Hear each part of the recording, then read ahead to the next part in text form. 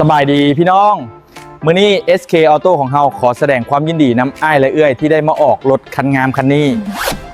มื้อนี้ก็เป็นอีกมื้อหนึ่งที่น่าประทับใจหลายที่พวกเขาได้ส่งมอบรถคุณภาพดีให้กับลูกค้าคนพิเศษของพวกเขาเองก็ต้องขอแสดงความยินดีกับครอบครัวอ้ายเอื้อยเพิ่นได้ครอบครองรถ Toyota Fortuner คันงามคันนี้ Fortuner เป็นคำตอบของความสมบูรณ์แบบทางด้านสมรรถภาพความปลอดภัยและการออกแบบที่หรูหราพร้อมลุยทุกสถานการณ์ SK เฮาบ่ได้ขายเพียงแต่รถเท่านั้นแต่พวกเขาสร้างความไว้วางใจและความสบายใจให้ลูกค้าทุกท่านรับประกันได้เลยว่ารถทุกคันที่พวกเขาคัดสรรมานั้นได้รับการกวดเช็คอย่างละเอียดได้มาตรฐานและถูกต้องตามกฎหมาย 100% รวมทั้งเอกสารการซื้อขายที่โปร่งใสและว่องไวขอบใจลูกค้าทุกท่านที่ไว้วางใจ